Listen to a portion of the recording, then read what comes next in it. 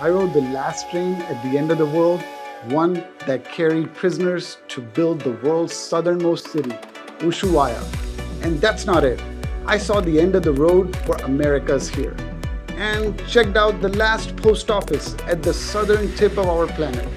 But this is just the beginning. Join me as I immerse myself in Ushuaia's fascinating history and its natural wonders. It also marks my starting point of a challenging journey to Patagonia. Located on the Ushuaia Bay, this city is 6 meters above the sea level. It is flanked by the Andes Mountains on 3 sides, the west, north, and east. On its southern side, the expansive ocean leads to the Beagle Channel. Ushuaia has a unique landscape of mountains, forests, lagoons, and the sea, making it a heaven for nature enthusiasts. Come along on this journey as I explore the story of how the end of the world train served as a vital link between a prison camp and a growing town. Ride this train from the magnificent Tierra del Fuego National Park. Take an adventurous drive through the Lake District of Ushuaia with snow-capped peak of the Andes. And don't miss our journey down the Beagle Channel, where we'll witness the world's last lighthouse and an array of wildlife. Are these penguins? You'll find out very soon as I share my journey.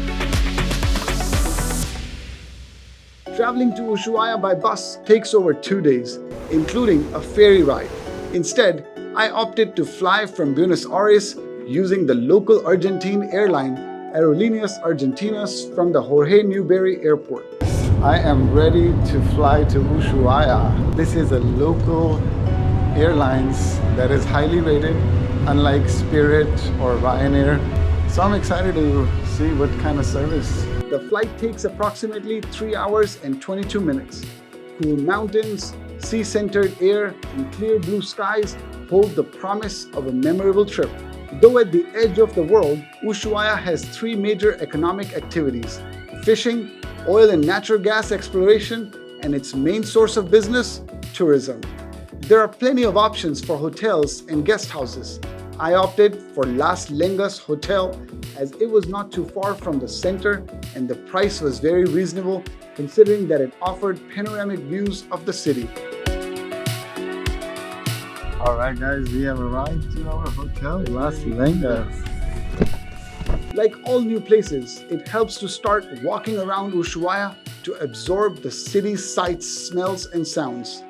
Getting used to the cooler climate here is a good plan before you start exploring Isvitsa. Okay people, we're going for our first walk outside. So I think I should just fly the drone from here.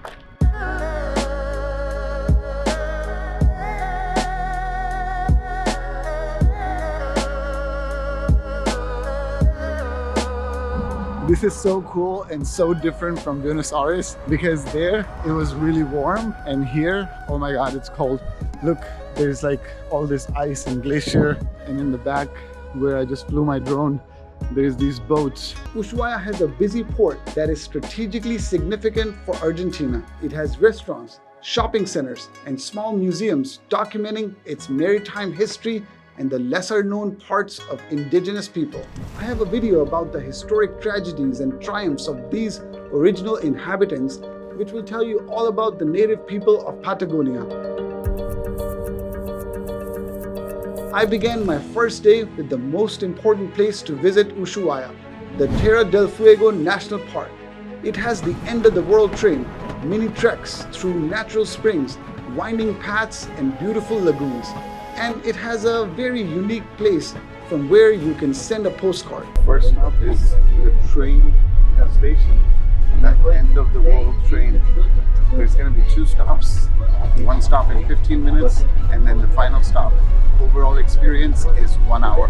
I love coming on these types of tours when you have a bus like with a group of people because I mean, I know it's a little touristy, but this really gets you out of bed and just gets you going. And look at these snow-covered peaks. Oh my god. The tour cost us $36,000, so about $35. Looks like this is the route that we're gonna go. In 1520, famous Portuguese explorer Magellan witnessed bonfires lighting up the night sky of a deep bay as his vessel traversed through the southern seas. Indigenous people, the Yagan and the Selkmen, lit these bonfires to keep wild animals at bay. He called it the Land of Fires. That's how Tierra del Fuego got its name. Its vast natural reserve that spans across 630 square kilometers, that's about the size of Toronto. Ushuaia was built by prisoners who were sent here as a part of a penal colony in the late 19th century. Initially, prison inmates and heavy material like timber would reach this spot on a narrow gauge train. Upgraded to a meter gauge locomotive by 1910, this railway connected the prison camp with the forestry camp and the town of Ushuaia, earning the nickname Train of the Prisoners. There is something to be noticed about some of these people that are like inmates dressed like that, and then they take pictures with you. That's cool. Ooh, look at that.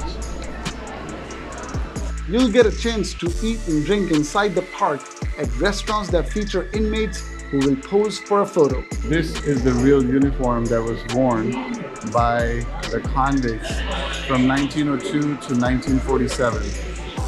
Now it says boarding train number 3, so I guess we can get started. En route, you see beautiful lagoons, natural spring and lush mountainscapes.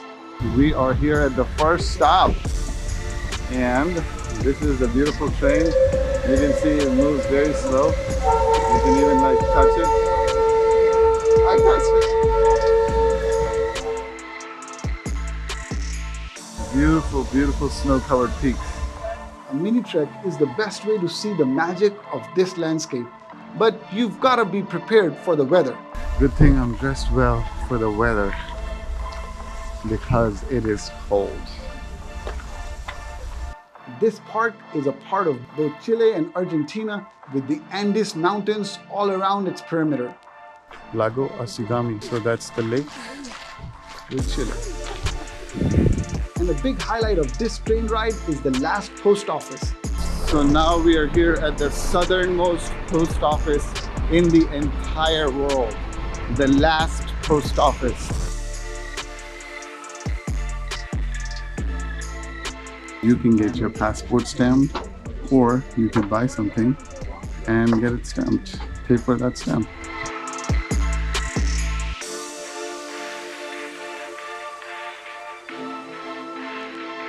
Tierra del Fuego National Park. Beautiful. That's where our bus is parked.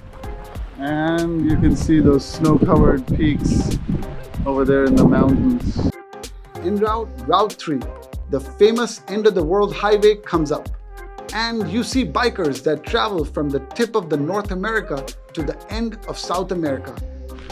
Route number 3, Argentina, end of America, Tierra del Fuego. Perfect.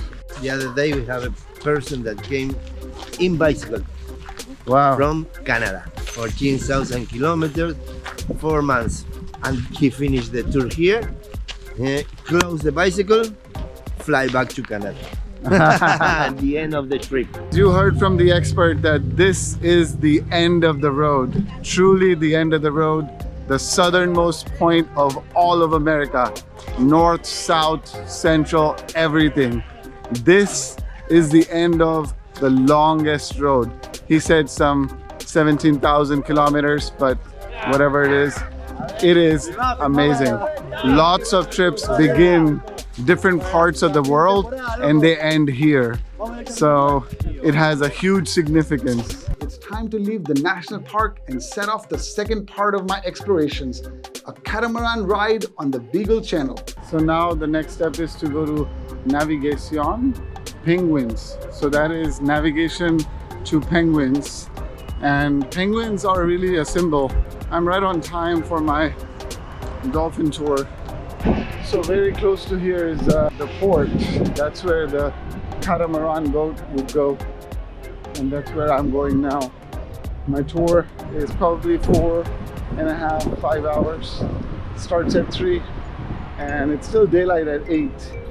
So that's when it's probably gonna end and I'm gonna come back here. Have you heard of the Straits of Magellan? Just like that, the Beagle Channel connects the Pacific and Atlantic Oceans. It is also home to wildlife like sea lions, dolphins, and birds. While penguins were hard to spot from our boat, we got to see birds that look a lot like them. These are cormorants, inhabitants of ocean creeks in cold climates. Some tours give you an option to visit these tiny rock islands and see natural creatures up close. The highlight for me was standing on the deck and getting soaked in the ocean spray.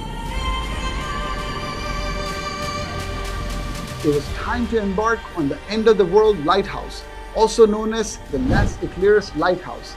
The actual final lighthouse on the southern tip of Earth is further down, but this lighthouse is operational and is crucial for ships crossing both the oceans. This has been a fun day.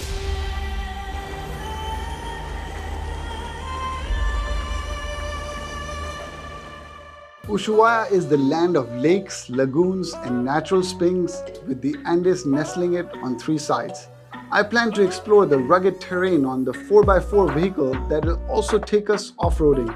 So we're gonna be navigating some path that is not normal roads.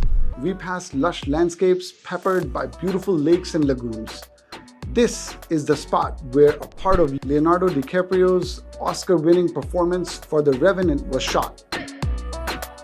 There was no snow at that time in summer, and that's why the movie was finished here. Further ahead, a viewing point on the higher altitude offers panoramic views of the glacier lagoons and surrounding mountain peaks. We've got some other really amazing and beautiful views, and there's a viewing point up. So we're gonna go there and catch some amazing views. But look at this. Oh my God. Miradores de los Valles Fugonos. That's that place. That was a really good viewing point, and I enjoyed watching these beautiful glaciers from close by. Now we're gonna get back to the car and go to the next stop. We stopped for some local cuisine and a glass of Argentinian wine here. Torta frita. So I think it's like a bread, but fried. Frita means fried, and bread. Fried bread. Right on. It's like a bread pakora.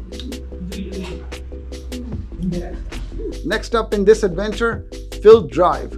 We made a stop at Route 3, the road where all roads come to an end for the Americas. This is an important pit stop on the famous route, Route 3. This is where the bikers would stop for a cafeteria, for restrooms, even go to the gym. There's a gym here. So this Park Austral, a very, very important and monumental place. Here you can also get a stamp on your passport, which is what I'm gonna be doing here. And the final stop on our tour is Lake Escondido. Welcome to the Lake Escondido.